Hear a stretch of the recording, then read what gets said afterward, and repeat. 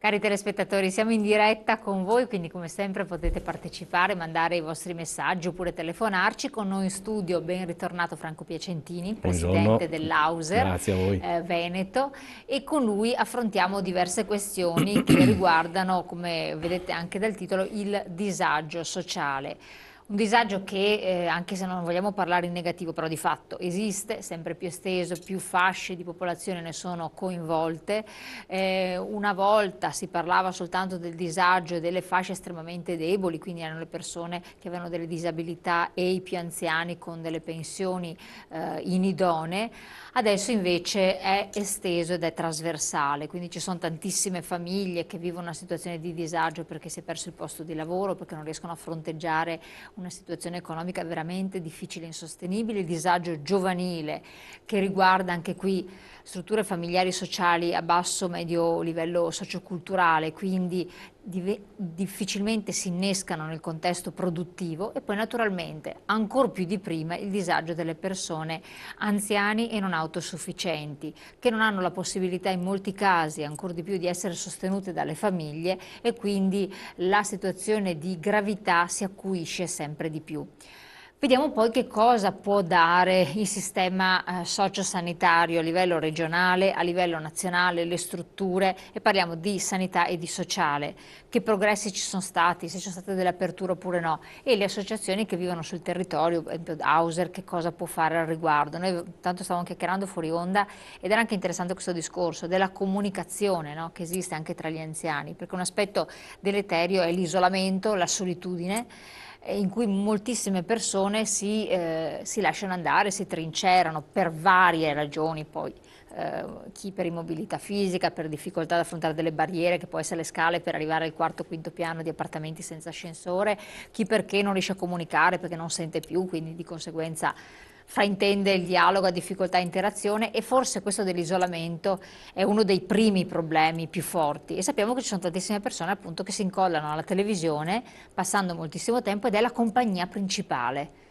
però è una compagnia che non, insomma, che ti dà fino a un certo punto, perché per quanto si possa non è che riesce. Allora vediamo di capire un po' i vari aspetti che voi avete continuamente monitorato e Sì, state infatti il titolo analizzando. è molto pertinente perché proprio il mondo del volontariato è un sensore che quotidianamente registra questo disagio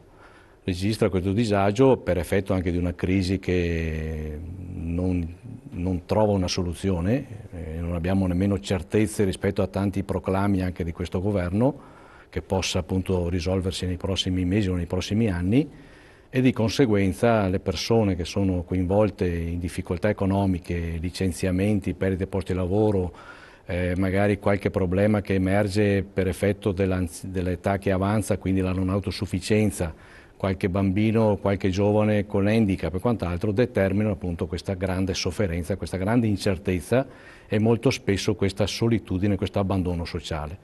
Quindi noi come volontariato siamo impegnati, ovviamente siamo impegnati, ma non possiamo assolutamente essere, diciamo, coloro che risolvono questi problemi molto consistenti, molto notevoli.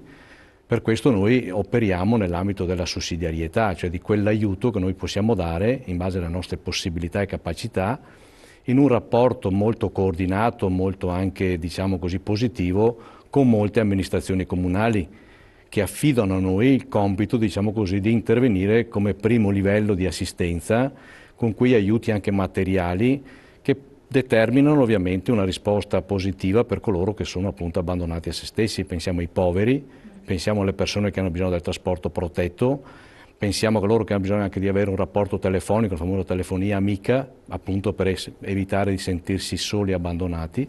Però è chiaro che qui la macchina pubblica nel suo insieme deve mettere in moto quelle risorse necessarie. Quando dico macchina pubblica intendo lo Stato, le regioni, i comuni, che devono ovviamente avere attenzione a queste problematiche, perché scaricare il tutto sul mondo volontariato significa ovviamente abbandonare le persone, perché noi arriviamo fino a un certo limite, non possiamo andare oltre. Cioè Qual è il vostro limite oggettivo? che noi non possiamo, per esempio, sostituirci al lavoro. Cosa significa? Noi non possiamo sostituirci alle professioni. che sono gli addetti all'assistenza, che sono gli infermieri, che sono gli assistenti sociali. Manca anche la professionalità, la qualifica. No, perché noi il nostro compito è limitato a quelle attività appunto di sussidiarietà che è un qualcosa in più, un qualcosa che si aggiunge, diciamo, ai servizi tradizionali, quelli che conosciamo. Cioè noi non possiamo entrare per esempio in una struttura ospedaliera, in una struttura assistenziale per svolgere mansioni o funzioni che sono previste dalle dotazioni organiche, che sono ovviamente dotazioni organiche di alta qualità e di alta professionalità.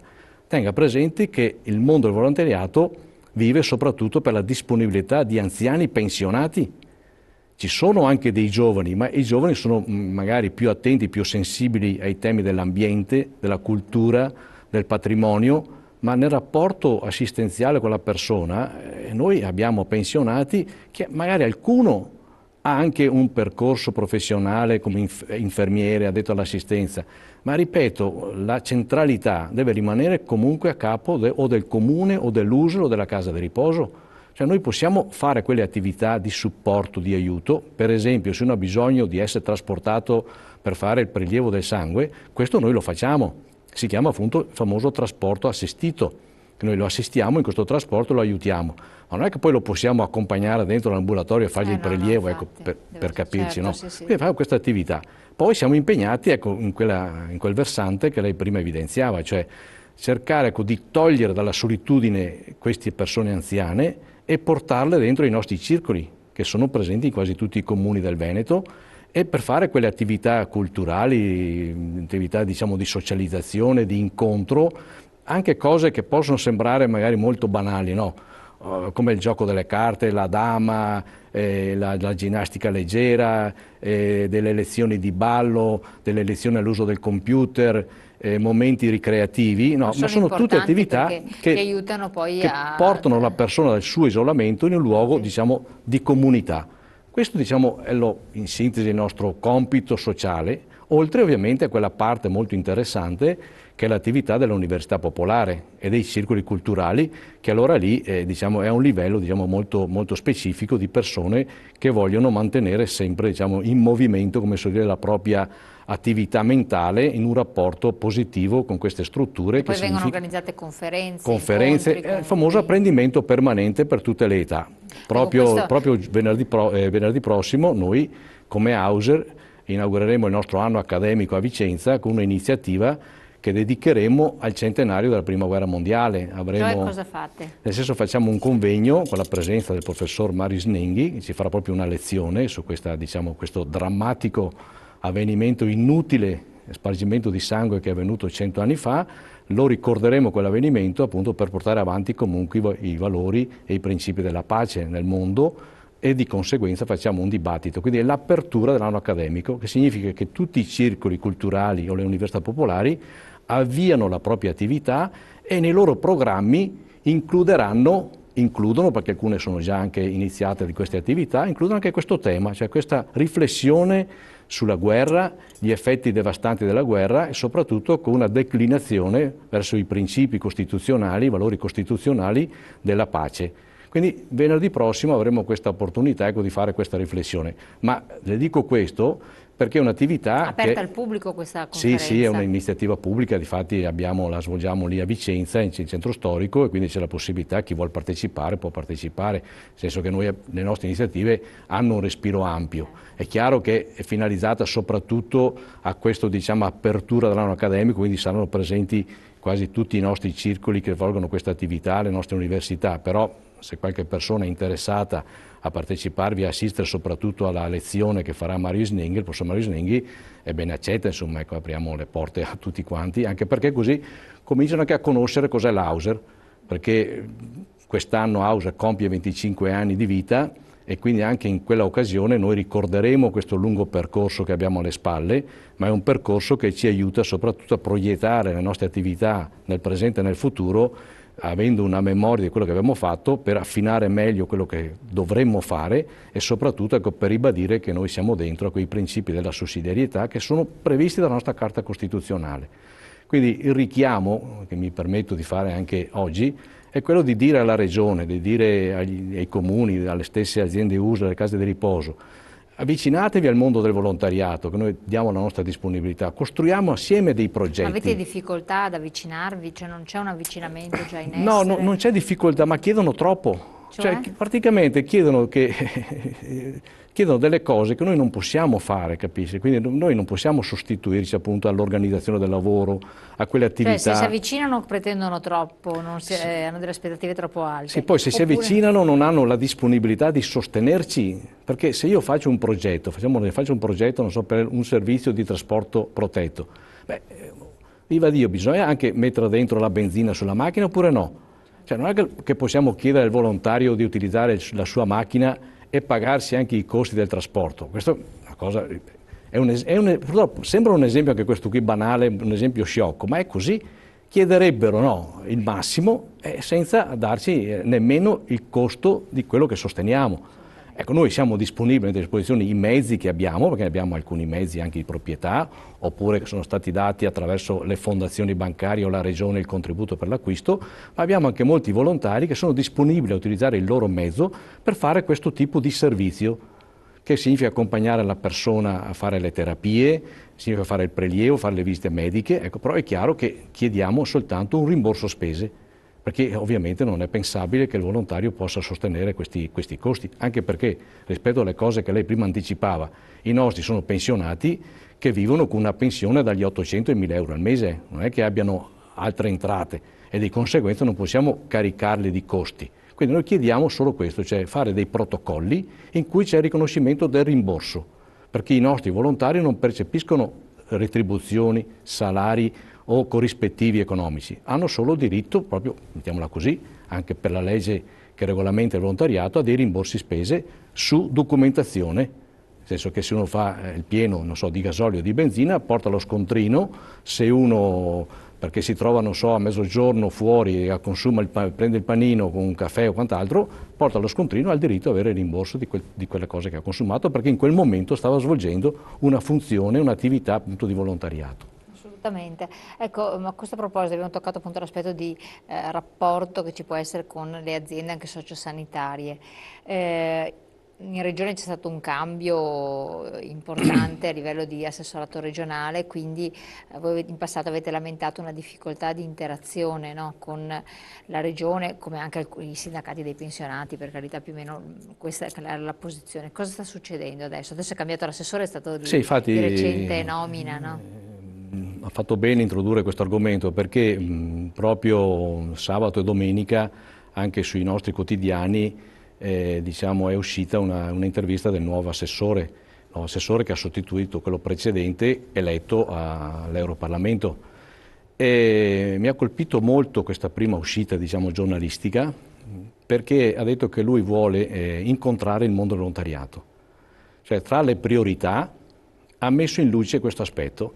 Io mi sono permesso di mandargli una breve nota, ovviamente di congratulazioni per la sua nomina, e chiedendogli ovviamente, ma non solo a titolo personale, perché credo che sia giusto che vi sia l'insieme del mondo volontariato a quell'incontro, che promuova un incontro con il mondo del volontariato, con anche quelle istituzioni, diciamo, locali che sono i centri di servizio del volontariato e il comitato di gestione e la stessa conferenza regionale del volontariato, che convochi questi soggetti affinché assieme possiamo stabilire dei percorsi comuni per ampliare, non per ridurre, per ampliare l'attività del volontariato nell'ambito sempre di quel contesto della solidarietà e della sussidiarietà.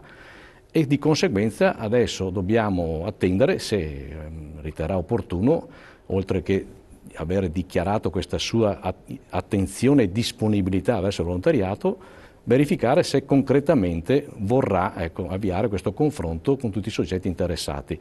Io mi sono permesso appunto di indicargli questa strada affinché si possa appunto dare un valore vero al volontariato. Nel contempo la stessa cosa mi sono permesso di farla anche con la nuova Presidente dell'ANCI. È stata eletta anche lei proprio recentemente, che è il sindaco di Mirano. Ho fatto la stessa nota dicendo che sarebbe bene che anche l'ANCI costituisce un tavolo di confronto permanente con il mondo del volontariato, anche assieme alla Regione. Perché questo? Perché secondo me con l'ANCI si potrebbero risolvere tutti quei problemi di incomprensione che sono legati, ecco, alla sostituzione o sussidiarietà? Questi diciamo, sono i due aspetti che vanno affrontati. Noi siamo per la sussidiarietà. Molti enti locali vorrebbero invece entrare nel percorso della sostituzione dei compiti, delle responsabilità che devono rimanere, ripeto, sempre all'interno diciamo, del municipio, per dire che è la casa dell'amministrazione.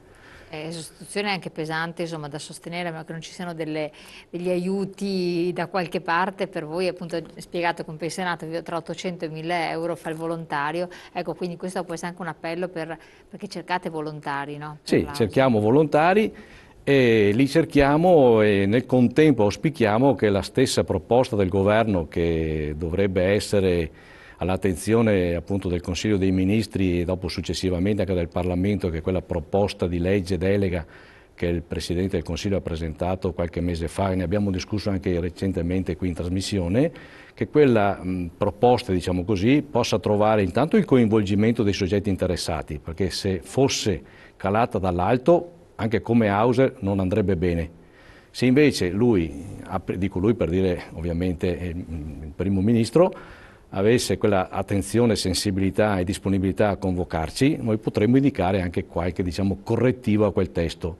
Però noi confidiamo molto in quella proposta di riforma, perché quella riforma, ci sono delle criticità che abbiamo evidenziato anche in questi giorni. No, ma io voglio parlare di questa riforma perché secondo me richiede un po' di spiegazione, perché sennò io immagino che chi ci ascolta non riesce più a seguirci. Allora facciamo così, andiamo subito in pubblicità pochi secondi, poi torniamo, la spieghiamo bene, partendo dai presupposti iniziali, così chi ci segue capisce, e vediamo anche cosa voi vi aspettate e che poi quindi cosa servirebbe anche ai cittadini e alle persone anziane. Pubblicità.